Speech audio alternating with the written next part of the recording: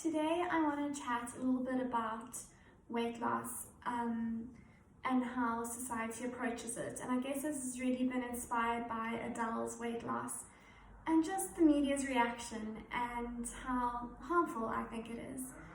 I want to just say first and foremost that whether Adele or any other celebrity or person loses or gains weight is actually not really any of our business, and that's not what I'm speaking about right now. Adele, as the owner of her own body, has every right to do as she will and as she wants to, and that's not our concern. What is our concern is the media's response and the media's reaction, because that is actually directed at us, and there are a lot of harmful messages hidden within their celebration of her weight loss. So that's what we're speaking about. I'm sure you guys have heard that Adele lost weight, and the media has gotten very excited about it, and it's been all over everywhere, and there's been all sorts of things from how did she do it to how incredible and amazing she looks, and it all just continues to point to the fact that us as a society just completely overvalues physical appearance. It seems the media is very old-fashioned in their approach and still wants to hold on to these archaic thin ideal values, which I really feel at this point we should have transcended. But nonetheless, it seems just to be a pervasive message within our society and so much part of our culture that we just can't seem to break free. I think the first thing I want to really pick up on here is the way in which the media is complimenting her weight loss and the implications of that, not just for her, but just generally the implications of complimenting weight loss. So I once went to a talk by two clinical psychologists who are specialized in the treatment of eating disorders. And they said one of the things that really perpetuates a disordered eating cycle, and they were speaking about teenage girls, but the one thing that worsens eating disordered behavior and increases the desire to lose weight amongst teenage girls is actually the kinds of compliments that they often receive when they have lost weight. And that is because, and I'm not just speaking about teenage girls, I guess for all of us, when we are maybe losing weight because we're actually not feeling okay in ourselves and we're not feeling loved and valued in the world, and then people start to notice that we've lost weight and start to see it as a positive, and we get attention for it, and we get a sense of appreciation for it, and we start to feel like valued and noticed. It can then lead to greater weight loss because we want that feeling to continue. It can also increase the fear of gaining weight. Like, if I gain weight, what's going to happen then? Will people still love me? Will I still have value? Will I just go back to unnoticed and uncared for? And I don't want to feel like that, so I'm going to keep on this endless road of losing weight and hating myself more. And that's the kind of cycle, and unfortunately it often starts with just those compliments around weight loss, which is one of the reasons why I just think stay away from complimenting people on their weight. There are way other more amazing things you can compliment a person on. I think for Adele, like, how must she be perceiving all of this? I don't really want to speak about her specifically because it feels a bit strange speaking about someone like her and I don't know her at all, but what are the messages she's receiving from all of this? That she's suddenly being told how amazing she looks? What kind of pressure does that put on her to maintain a certain weight? What will happen to her if she gains weight? What will the media be saying then? And so it really just, I think it puts everyone in a very uncomfortable position. It's such a dangerous thing to be complimenting people on their weight. It also, in fact, sorry, I'm just reminded of another story. I was once talking to a colleague whose daughter had lost a lot of weight, and I'd actually approached her because I was quite concerned. And she said, yes, we are so concerned about her. We're trying to get her into therapy and we're really trying to sort this out.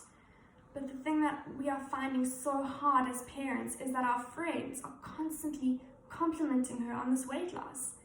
And so we feel like we're fighting, or we're up against a wall here, because we are seeing our daughter deteriorating. We are so deeply concerned about her, and yet our friends and our family and the people around her are celebrating and complimenting this thing that's actually hurting her.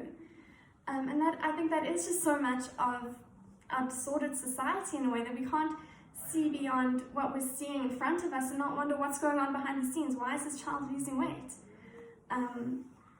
Because weight loss is not actually always a positive thing. I think for me, when I've lost weight, it's been when I'm the least happy, when I'm struggling the most. It's not because I'm on some kind of miraculous diet, you know? But yet we want to celebrate it in many ways, and you're celebrating my challenges, my hardships. So it is. It's very, very odd. Very odd world that we live in. But also, you know, when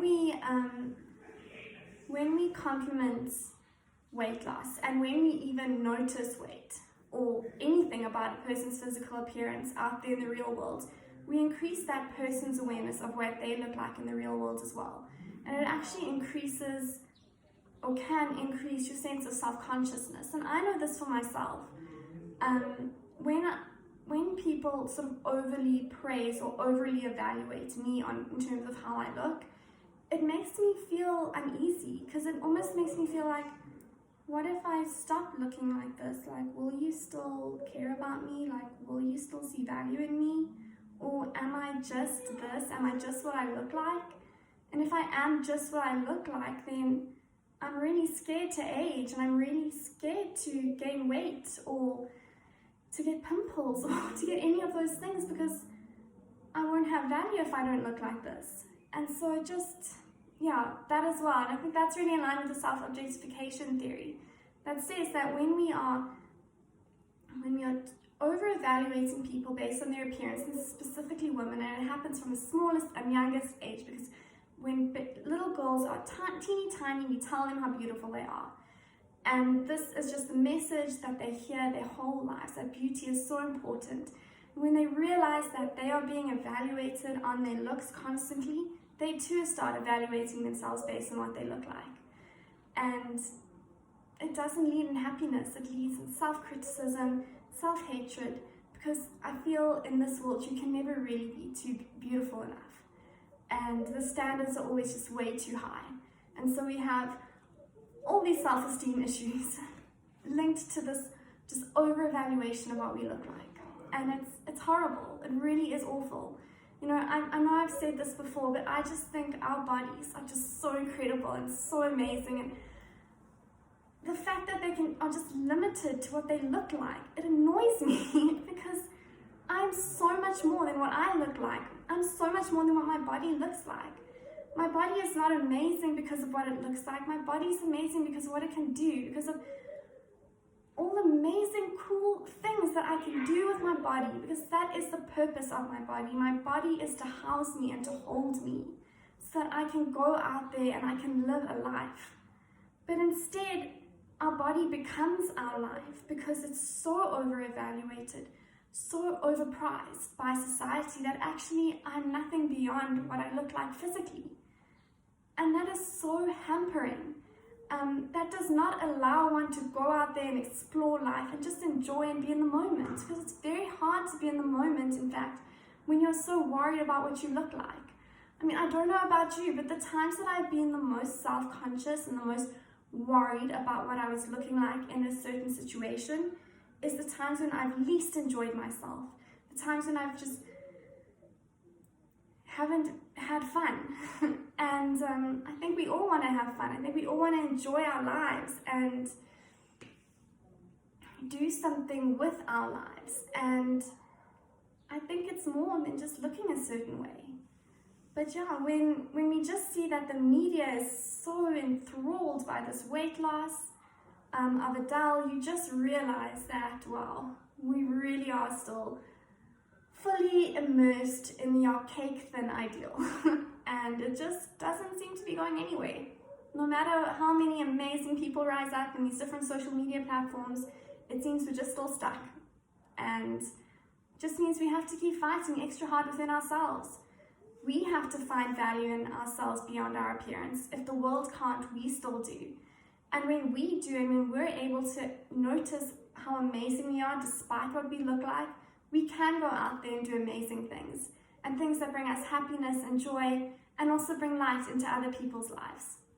But it's about rising above. It's about rising above something that just always seems so much bigger than us. I also just think over and above that, this whole thing, and just really being very aware of it, is it really makes recovering from an eating disorder, specifically if you have an eating disorder that requires you to gain weight, it really makes it increasingly more difficult. Because when you do see in the media this constant focus on the importance of losing weight and how amazing it is to lose weight and how it's almost like some kind of superhuman talent, and then you, on the other hand, are having to gain weight in a society that doesn't value weight gain, I think it makes the battle all the more hard, because in many ways you're going against a cultural norm. And yeah, I think it makes the whole sickness a whole lot more complicated. And so we all have had this incredibly hard fight to rise above and say, actually, I'm not healthy in this body, and I'm not functioning well in this body, I'm not eating enough, and so despite the fact that the whole world says I should remain tiny because that is beautiful, I'm going to eat more and I'm going to gain weight and I'm going to take on a bigger size, and actually that's going to be better for me, because yes, maybe I won't be able to be on Victoria's Secret's runway, but I'll be able to do things that are really meaningful and impactful and that bring me true joy and happiness, because starvation and looking a certain way, looking like a supermodel, actually isn't bringing me happiness. It's not fulfilling me. It's not bringing me closer to my purpose here on earth. That's the fight. That's what you have to, I guess, reconcile in your own mind, however you do that. But yeah, I just think it's very hard. I'm just being reminded of how hard it is, and I just want to encourage you guys just to keep fighting, just to really look after yourselves, because you are so beautiful, all of you, and I really do appreciate and value each one of you, and yeah, your life is just so much more than what you look like. When we can all, obviously I still have my own issues, but when we can break free of that, I think we'll find our true selves and true happiness and peace and joy. Yeah, so that's all that I really wanted to say. I hope that you guys are all hanging in there. If you don't follow me and you like this kind of thing and you want to engage more with me on these kinds of issues, then please follow me, just so that we can keep in touch with each other. And yeah, I'm sending you all so much love and strength, and yeah, we can do this, we can rise above. Bye everyone.